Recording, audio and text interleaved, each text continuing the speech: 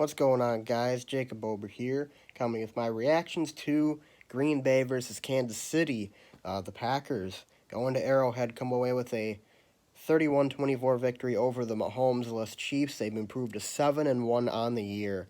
Um, can't say enough about the Packers and just how resilient they've been this year. I mean, they had a great start to the game, jumping out to an early 14-0 lead, and then wheels fall off a little bit on the defensive side of the ball. 17 unanswered points in that second quarter gave the Chiefs a 17-14 lead at halftime.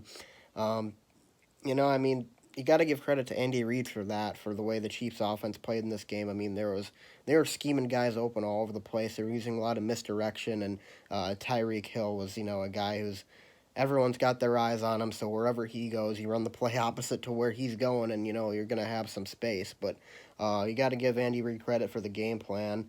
But Aaron Rodgers, man, there's there's just nobody else that I would rather have under center. The way that he played tonight, I mean, he missed a couple of throws, a couple of frustrating plays, and he got away with almost throwing an interception early on in that game to Bashad Breeland, and then another to Tyrone Matthew. That would have been a really awesome play if Matthew made that play. But, I mean, other than that, he was amazing. And the throw he had to Jamal Williams in the back of the end zone, falling away, two guys coming down on him, uh, I gotta say that's probably one of the best throws he's ever made. And I'm not exaggerating when I say that. I would put that probably in the top five of throws that he's ever made. It was just amazing. And there are people out there saying, "Oh, he was throwing it away or whatever." He threw it away in bounds. I mean, the pass was in bounds. It was the most beautifully laid in ball I have seen. Oh, my just unbelievable, just an unbelievable play, and that's why I think he's the best to ever do it. But towards the end of the game, there, fourth quarter, game tied at 24, and Aaron Jones was the guy, the big hero, in those final two drives. He takes the screen pass from Rodgers all the way to the end zone. And this guy, Aaron Jones, has such good breakaway speed, man. I mean, he just gets right past everybody. He finds a hole, he's gonna explode right through it, and I mean, he's always a threat to score on any given play, and that's just what makes him so great. I think Aaron Jones is a legitimate All-Pro guy, and I actually saw a stat um, on Twitter a little after the game ended. Aaron Jones is only the 10th running back since the year 2010. So this is like in a 9-year span here. The 10th running back since 2010 to have 150 receiving yards in a game. He had 151 tonight. And he was, or actually, no, I think he had 100. He had more than that because the last play, or the last Packers offensive play that gained yards was the Jones reception from Rodgers that got the first down. But, I mean, and the final drive too. You're backed up at your 1 yard line, and you handed this guy the ball 5 times, and all of a sudden you're at your own 40 from the 1 yard line. I mean, and you can't say enough. And he was the guy who converted the third down and 5 too to seal the game for the Packers. Like I said, I think this guy's an All-Pro. He's amazing. And his speed is unmatched. His vision and the way he explodes through the holes, it is just beautiful to watch that. It's beautiful. The Packers offensively are just they're clicking right now. This is the pinnacle. This is what we wanted to see from the Rodgers LaFleur combination, and this is exactly what we're getting. And I'm gonna be honest with you guys. I harp on Brady a lot for getting a lot of easy throws and not having to do too much. But if I'm being honest, it's my freaking dream to have Aaron Rodgers have a similar luxury. And tonight, he kind of had it. He still had to make Aaron Rodgers type throws to win this game. But he didn't, he was throwing the ball to open guys, and the scheme was getting people open. And if you're talking about the team as a whole, that's what you want. And it worked tonight to perfection. Um, Talking about the defense a little bit, I talked about them a little bit earlier in the video, but I'm still not going to say I'm that concerned about it. I mean, the Chiefs have, with all the injuries that they've had in the game, they had a lot of offensive linemen out.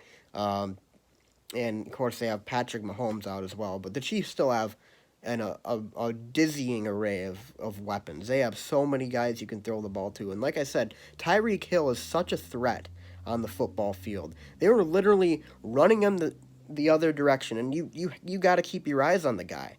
They were running him the opposite direction, and then they'd run the play this direction opposite to that. And that's what created so much space for these Chiefs running backs and these Chiefs receivers. And really, all Matt Moore had to do was get the ball to the open guy. I mean, it was a beautifully designed game plan from Andy Reid, and the Packers kind of caught off guard. If I was Mike Pettin, though, the Packers didn't blitz a whole lot in this game. They should have. They really should have, because the very few times that Matt Moore actually was under pressure in this game, he didn't look that good.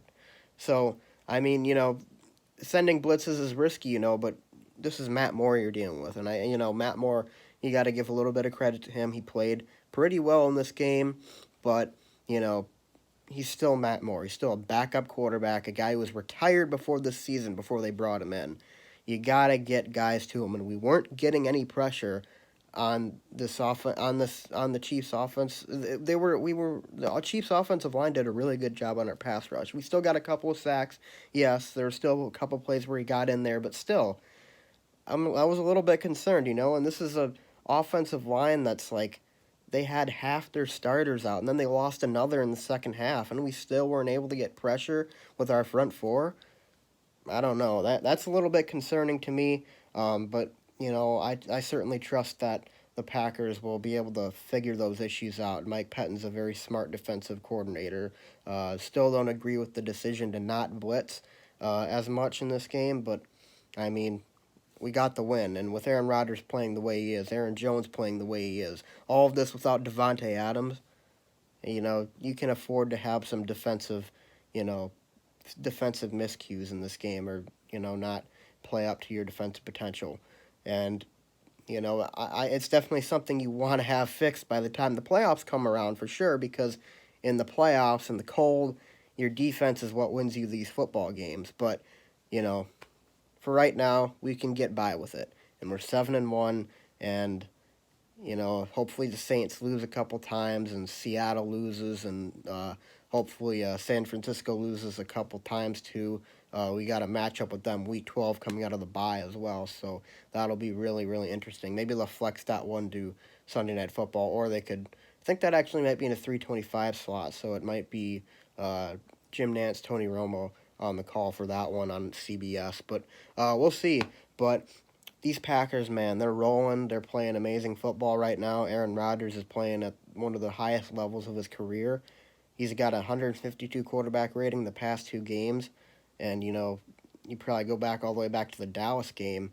I'm not sure what the rating is back then, but it's probably in the 120s, I would assume. But just a great day from him, great day for Aaron Jones.